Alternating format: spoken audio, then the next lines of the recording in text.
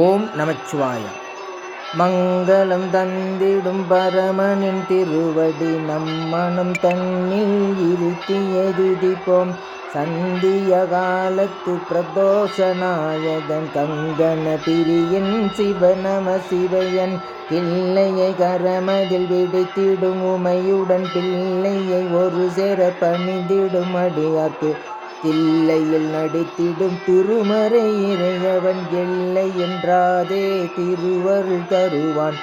ஆடிடும் பாதம் தேடிடும் கண்கள் நாடிடும் மனமோ கூடிடும் இசையில் பாடிடும் வாழ்வில் சேர்ந்திடும் வளங்கள் பாடிடும் சூடிடும் பரமனை நெஞ்சம்.